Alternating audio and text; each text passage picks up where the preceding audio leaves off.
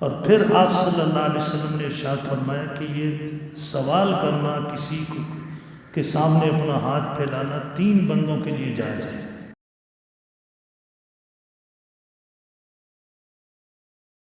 بسم اللہ الرحمن الرحیم۔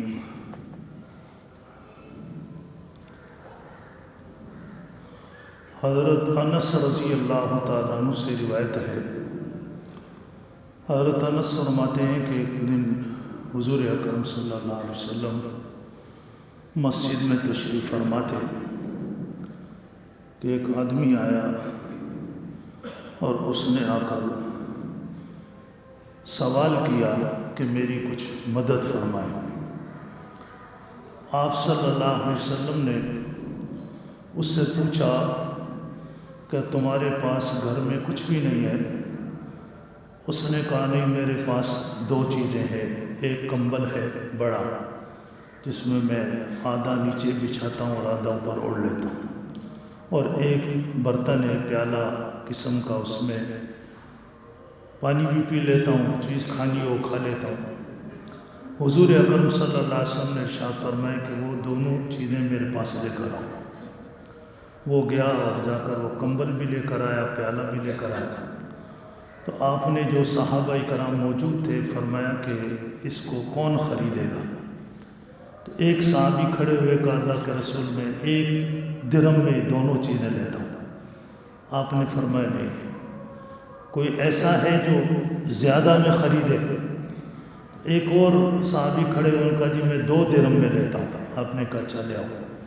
اس سے 2 درہم لیے اور وہ دونوں چیزیں اس کو دی، اور اس بندے کو بلایا اور کہا کہ 1 درہم لو، اس سے تو اپنا آج کا کام چلاؤ گھر کا، اور باقی 1 درہم کے بدلے میں کلاڑی خرید کے لاؤ۔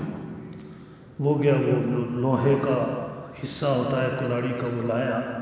حدیث میں آتا ہے آپ نے وہیں قریب سے ایک لکڑی کا دستہ منگوایا اور اپنے ہاتھ مبارک سے وہ لکڑی کا دستہ اس میں فٹ کیا اور اس بندے کو دیا اور کہا کہ یہ لو اور جاؤ جنگل سے لکڑیاں کاٹو، لا کر بیچو، 15 دن تک میرے کو اپنی شکل نہیں دکھانا، 15 دن بعد آنا۔ ہو گیا، 15 دن بعد وہ آیا تو بڑا خوش تھا اور اس کے پاس 10 درہم جیب میں تھے۔ اس نے کہا کہ جی میں اپنے گھر کا خرچہ بھی چلاتا رہا اور یہ 10 درہم میرے پاس بچ گئے۔ تو آپ صلی اللہ علیہ وسلم نے ارشاد فرمایا کہ یہ تمہارے لیے بہتر ہے اس سے کہ قیامت کے دن تم آؤ اور تمہارے چہرے پر بھیک مانگنے کا بدنما دھبا لگا ہوا ہو۔ اور پھر آپ صلی اللہ علیہ وسلم نے ارشاد فرمایا کہ یہ سوال کرنا کسی کے سامنے اپنا ہاتھ پھیلانا 3 بندوں کے لیے جائز ہے۔ ایک وہ غریب کہ اس کی غربت نے اس کو زمین کے ساتھ لگا دیا،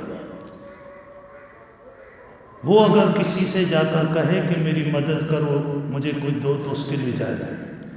نمبر 2، ایسا مقروض کہ اس پر اتنا قرضہ اور ایسے لوگوں کا قرضہ ہے کہ وہ اس کو بار بار ذلیل کر رہا ہے، اس کے لیے پھر سوال کرنا جائز ہے۔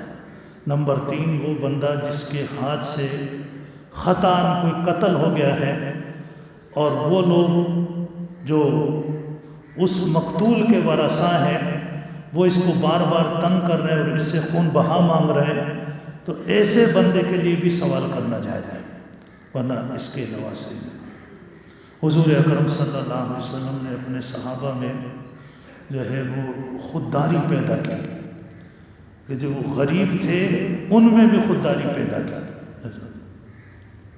اس لیے ایک حدیث میں آپ نے ارشاد فرمایا کہ اگر کوئی بندہ سوال اس لیے کرتا ہے کہ وہ اپنا مال بڑھانا چاہتا ہے، وہ ضرورت نہیں ہے، پیسہ ہے کھانے پینے کے لیے ہے، لیکن وہ مال بڑھا رہا ہے، تو فرمایا وہ یاد رکھے کہ یہ مال نہیں ہے، یہ آگ کے انگارے ہیں، جتنا چاہے لے لے پھر اس کو، یہ انگارے اس کو دنیا میں بھی سکون نہیں پہنچنے دیں گے، آخرت میں بھی سکون نہیں پہنچنے دیں گے۔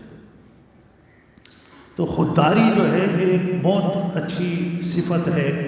تمام انبیاء علیہ الصلوۃ والتسلیم نے دنیا میں تشریف لائے، ان سب میں یہ چیز تھی خودداری کی صفت اللہ نے عطا فرمائی، اور یہی تعلیم انہوں نے سب کو دی کہ وہ اپنے جو مسئلے مسائل ہیں اللہ کے سامنے بیان کریں، اور پھر دیکھیں اللہ کی مدد ان کے ساتھ کیسے آتی ہے۔ اللہ پاک ہمیں بھی سمجھنے کی عمل کی توفیق نصیب فرمائے۔